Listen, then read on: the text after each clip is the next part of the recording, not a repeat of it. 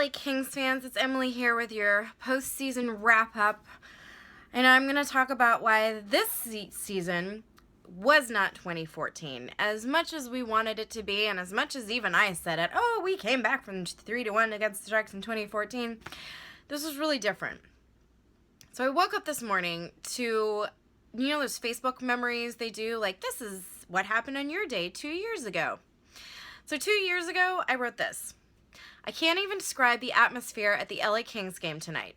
There was a lull during the second period where the refs tried to knock us out of the playoffs, but after we killed a 3-on-5 and a Doughty penalty, then came back to the third, the building was on fire. Pucks and nets, never ours. The crowd stood almost the whole final period. Fights, even our goalie Quick threw down, and finally a win, bringing us from a 3-0 series to force a Game 7.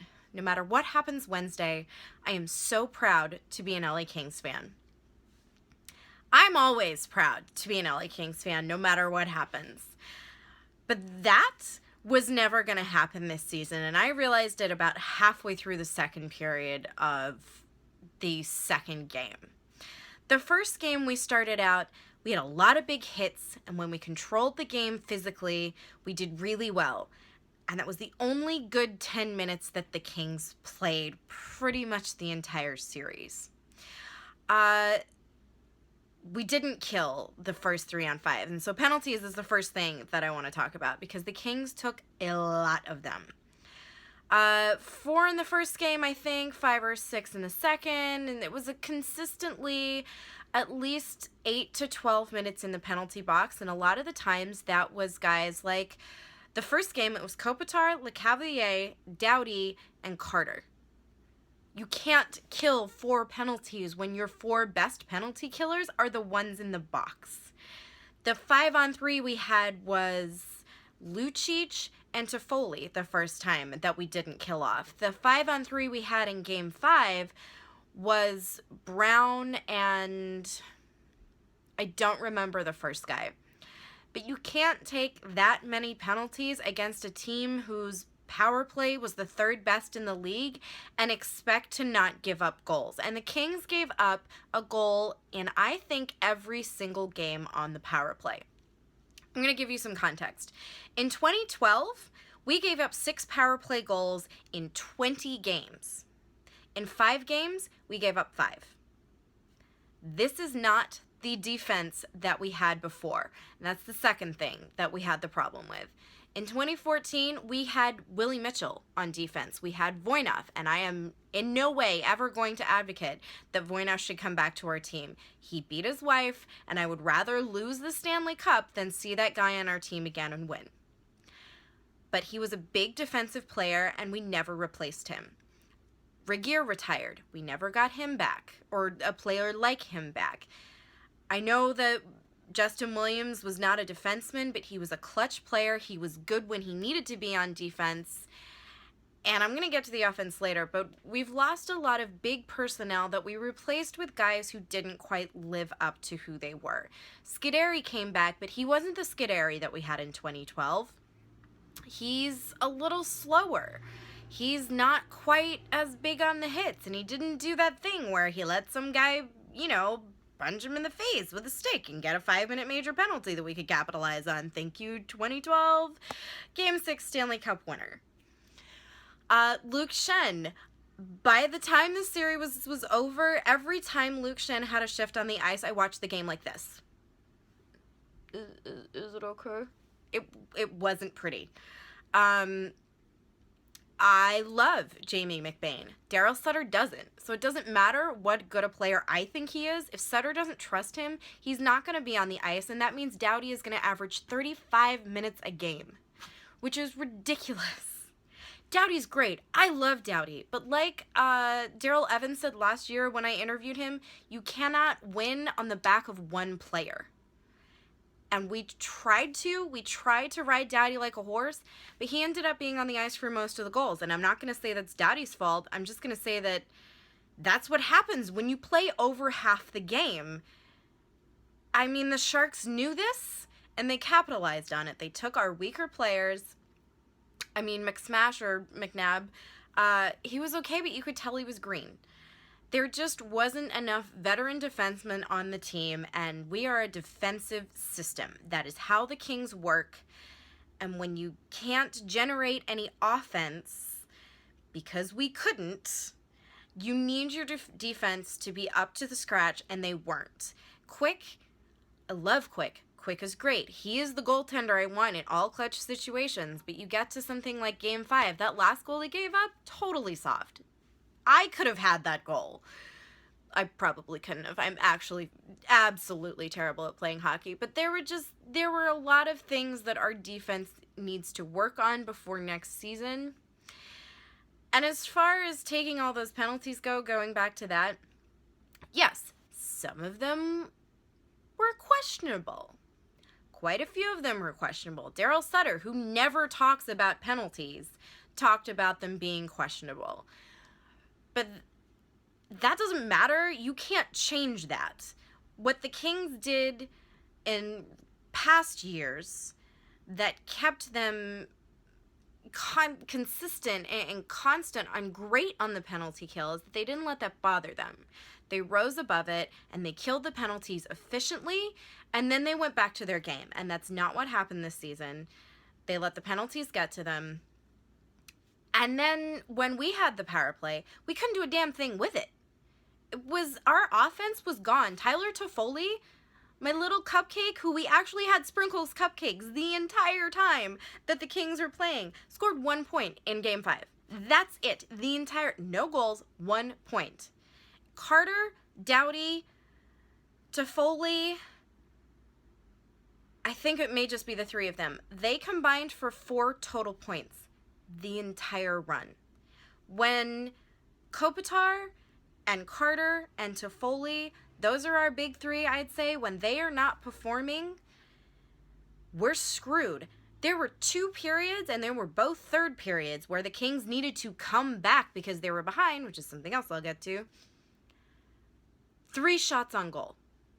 Now, the Kings system is not something where you can afford to only take 3 shots on goal, because they're not going to be that super high-class, beat-the-elite goalie kind of goals. We are the pepper them until they fall down kind of team. When you have, I actually counted this, 2 or 3 periods over the course of 5 games and an overtime where we had, well, the overtime doesn't really count because it was only 3 minutes, but we had shots in the double digits. That is not Kings hockey. That is not how we win games. And when our big players are out of contention for whatever reason, you're not going to get past the Sharks in the first round. It's just not going to happen. And that was the other thing, is that I think even the Kings kind of thought, well, we came back from 3-0 in 2014. We can do it again. Except the way they're playing and the way that the Sharks were playing, the Sharks weren't going to let that happen. They weren't going to let the Kings just roll over them. Which is unfortunate, but you should have expected that, and I don't think we did. Lewis is scoring this shorthanded goal, and I'm showing it again because it's gorgeous, and that is your best offense? That's a problem, and that is not a reflection on Trevor Lewis, because he stepped up. I didn't see a whole lot of other players on the ice doing that, and that definitely hurt the Kings.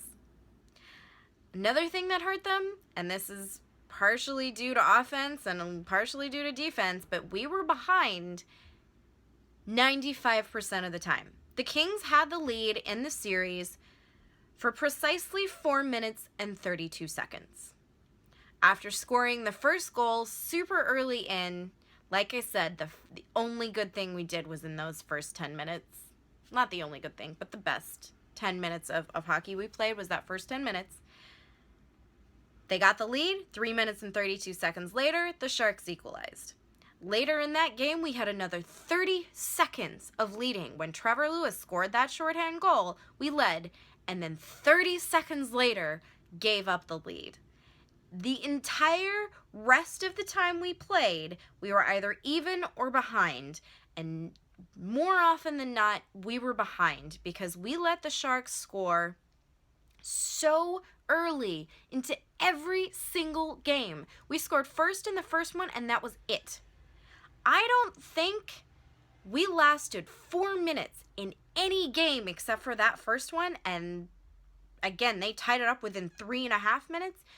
It took them less than 4 minutes every other game to score on us. Occasionally, it was within 1 minute. Once it was in the first 30 seconds on their first shot on goal. 3 times they scored on their first shot on goal. Technically, it was the second in game 3, but the first one was like a dump in on, it did not count as a real shot on goal.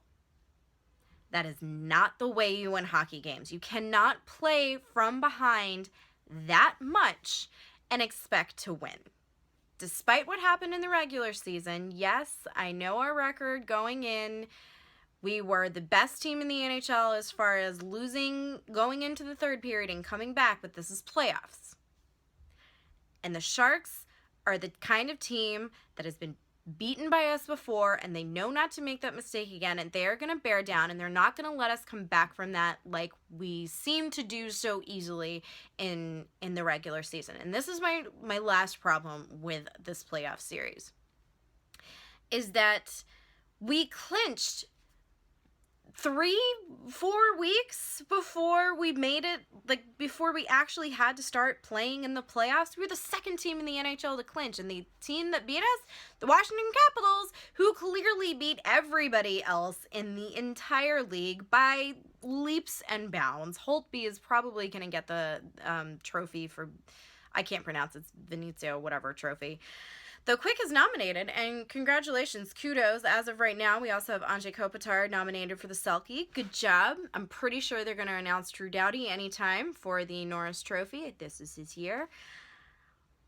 But going into the playoffs, we lost 12 of the last 16 games. We lost 3/4 of our last 16 games.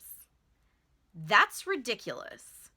I know that we clinched, and that was kind of what we were hoping for since we didn't make the playoffs last season, but once you clinch, you don't stop. I mean, there is the reasoning to be said for, oh, okay, now we're going to rest our really good players and have them good for the playoffs. But if they're playing the way they did, enough to lose that many games, they're not just going to get back up as soon as the playoffs start and be like, okay, I can play good again now. It's just not going to happen. So that attitude, it brought them down, and they could not get back up from it. And it's not just that they couldn't, it's also that the Sharks didn't let them. I'm going to give the Sharks credit. They did a really good job exploiting the things that we did wrong, and we did not do a good enough job of getting really good shots on Martin Jones or shutting down their really good players. We just weren't good enough this season, and as disappointing as that is, this is going to sound terrible, but I'm just so much less disappointed now that the Hawks and the Ducks are also out. Because if we can't win the Cup, and you can't win it every year, you know, the two teams I loathe more than anything else in the world, they don't get to win it either. And suddenly that kind of feels better to me.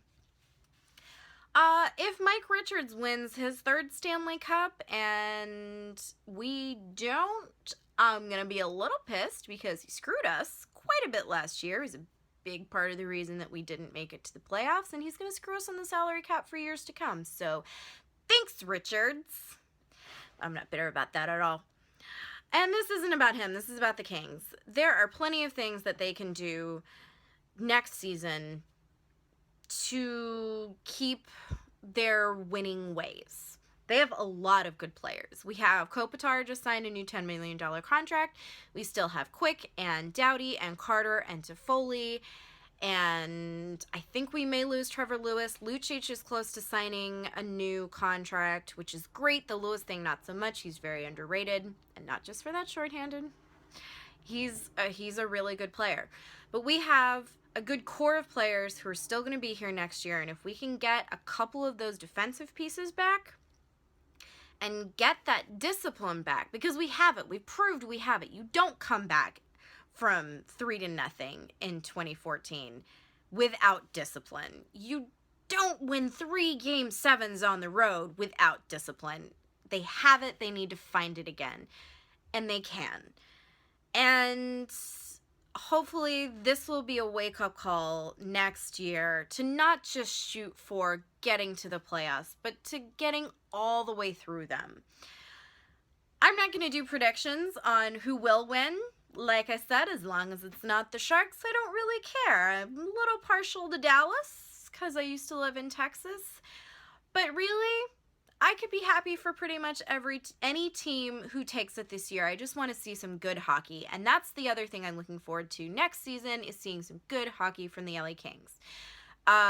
We didn't see it from the NHL team, but the Ontario Reign, our AHL team, is playing quite well. So Kings fans, do yourself a favor and get down to Ontario. You might even run into Chris Sutter. He's hanging out there supporting his brother on the ice. And I feel like that's a perfect way to close out my season of vlogs. Until next season, enjoy some Chris Sutter dance cam.